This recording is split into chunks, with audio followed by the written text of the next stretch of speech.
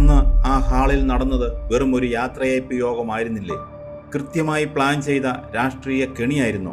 മറുപടി പറയിക്കാൻ വരുന്നത് CBI ആണ്. ഇനി വരാനിരിക്കുന്നത് കണ്ണൂരിനെ ഉലയ്ക്കുന്ന ക്ലൈമാക്സ് ആണോ?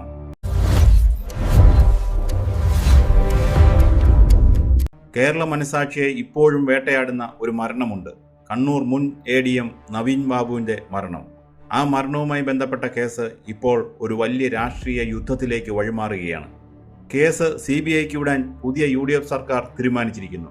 അധികാരത്തിലേറി ഒരു മാസം തികയുന്നതിന് മുമ്പാണ് സർക്കാർ ഈ നിർണായക നീക്കം നടത്തുന്നത്. ഇടതുപക്ഷ സർക്കാർ ഇത്രയും കാലം കടുത്ത എതിർപ്പ് പ്രകടിപ്പിച്ച, മുഖം തിരിച്ച ആ CBI അന്വേഷണമാണ് ഇപ്പോൾ ബൂമറാങ് പോലെ CPM കണ്ണൂർ നേതൃത്വത്തിന് നേരെ തിരിഞ്ഞിരിക്കുന്നത്. എന്താണ് യഥാർത്ഥത്തിൽ സംഭവിച്ചത്? ഒരു പെട്രോൾ പമ്പിന് NOC നൽകുന്നതുമായി ബന്ധപ്പെട്ട തർക്കങ്ങളാണ് നവീൻ ബാബുവിൻ്റെ യാത്രയയപ്പ് യോഗത്തിൽ പരസ്യമായ ആക്ഷേപമായി ഉയർന്നത്. തൊട്ടടുത്ത ദിവസം നവീൻ ബാബുവിനെ ക്വാർട്ടേഴ്സിൽ മരിച്ച നിലയിൽ കണ്ടെത്തി. ആരോപണം ഉന്നയിച്ച PP ദിവ്യയ്ക്ക് ജയിലിൽ പോകേണ്ടി വന്നു. കേസ് ക്രൈംബ്രാഞ്ച് അന്വേഷിച്ചു. പക്ഷേ നവീൻ ബാബുവിൻ്റെ കുടുംബത്തിന് ആ അന്വേഷണത്തിൽ തൃപ്തിയുണ്ടായിരുന്നില്ല. കഴിഞ്ഞ LDF സർക്കാരിൻ്റെ കാലത്ത് ഈ കേസ് അന്വേഷിച്ചത് സംസ്ഥാന പോലീസിലെ പ്രത്യേക സംഘവും പിന്നീട് ക്രൈംബ്രാഞ്ചുമാണ്. എന്നാൽ ഈ അന്വേഷണങ്ങളെല്ലാം കേവലം ഒരു ആത്മഹത്യാ പ്രേരണാ കുറ്റം എന്നതിലേക്ക് മാത്രമായി ഒതുക്കാൻ ശ്രമിച്ചു എന്നാണ് നവീൻ ബാബുവിൻ്റെ കുടുംബം ആരോപിക്കുന്നത്. പോലീസ് അന്വേഷണം പലപ്പോഴും പ്രതികളെ സംരക്ഷിക്കുന്ന രീതിയിലായിരുന്നുവെന്ന് കുടുംബം ശക്തമായി വിശ്വസിച്ചു.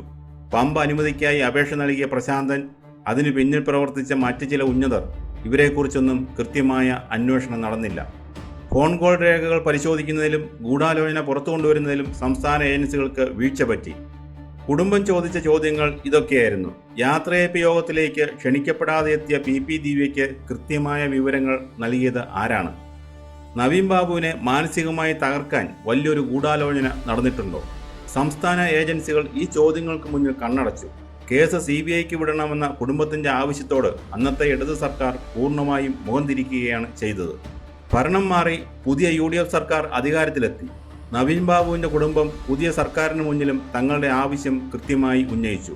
തങ്ങൾക്ക് നീതി വേണം, CBI അന്വേഷണം വേണം എന്നതായിരുന്നു അവരുടെ ആവശ്യം.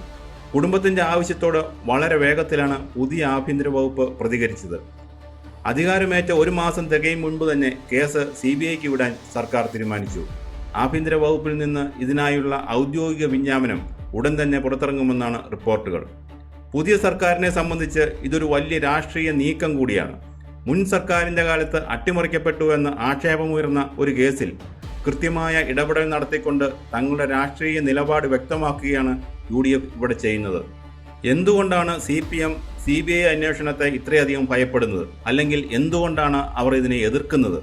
കണ്ണൂരിലെ പാർട്ടി നേതൃത്വത്തിന് ഇത് വലിയൊരു രാഷ്ട്രീയ തലവേദനയാണ്. സംസ്ഥാന പോലീസ് അന്വേഷിച്ചപ്പോൾ പാർട്ടിക്ക് കാര്യങ്ങൾ ഒരു പരിധിവരെ നിയന്ത്രിക്കാൻ കഴിഞ്ഞിരുന്നു. എന്നാൽ CBI വരുമ്പോൾ കഥ മാറും. CBI അന്വേഷണം വെറും ഒരു ആത്മഹത്യാ പ്രേരണയിൽ മാത്രം ഒതുങ്ങില്ല. ഗൂഢാലോചനയിലേക്ക് അന്വേഷണം നീളും. ആ യാത്രയയപ്പ് യോഗത്തിലേക്ക് PP ദിവ്യയെ എത്തിച്ചതിന് പിന്നിൽ കണ്ണൂരിലെ ഏതെങ്കിലും ഉന്നത നേതാക്കൾക്ക് പങ്കുണ്ടോ? പമ്പ് ലൈസൻസുമായി ബന്ധപ്പെട്ട അഴിമതി ആരോപണങ്ങളിൽ പാർട്ടിയിലെ മറ്റാർക്കെങ്കിലും പങ്കുണ്ടോ? ഈ ചോദ്യങ്ങളൊക്കെ CBI ഉയർത്തും. CBIയുടെ ചോദ്യം ചെയ്യലുകൾ പാർട്ടിയിലെ കൂടുതൽ പ്രമുഖരിലേക്ക് നീണ്ടേക്കാം. ഇത് കണ്ണൂരിലെ CPM നേതൃത്വത്തെ രാഷ്ട്രീയമായി പ്രതിരോധത്തിലാക്കും എന്നതിൽ തർക്കമില്ല. ഈ കേസ് CBIക്ക് പോകുന്നത് എന്തുകൊണ്ടാണ് ഇത്രയധികം പ്രാധാന്യമുള്ളതാകുന്നത്? ഇതൊരു ഉദ്യോഗസ്ഥൻ്റെ മരണവുമായി ബന്ധപ്പെട്ട കേസ് മാത്രമല്ല. രാഷ്ട്രീയ സ്വാധീനവും അധികാരവും ഉപയോഗിച്ച് സാധാരണക്കാരായ ഉദ്യോഗസ്ഥരെ എങ്ങനെ പീഡിപ്പിക്കാം എന്നതിൻ്റെ ഒരു നേർചിത്രമായിരുന്നു നവീൻ ബാബുവിൻ്റെ മരണം. സംസ്ഥാന ഏജൻസികൾ പരാജയപ്പെട്ടെടുത്ത് കേന്ദ്ര ഏജൻസി വരുമ്പോൾ അത് CPMന് മേലുള്ള രാഷ്ട്രീയ സമ്മർദ്ദം ഇരട്ടിയാക്കും. ഒരു വശത്ത് കുടുംബത്തിന് നീതി കിട്ടുമെന്ന പ്രതീക്ഷ, മറുവശത്ത് കണ്ണൂരിലെ രാഷ്ട്രീയ സമവാക്യങ്ങളെ ഉലയ്ക്കാൻ പോകുന്ന CBI നീക്കങ്ങൾ. വരും ദിവസങ്ങളിൽ കേരള രാഷ്ട്രീയം ഈ അന്വേഷണത്തെ ഉറ്റുനോക്കും എന്ന കാര്യത്തിൽ യാതൊരു സംശയവുമില്ല.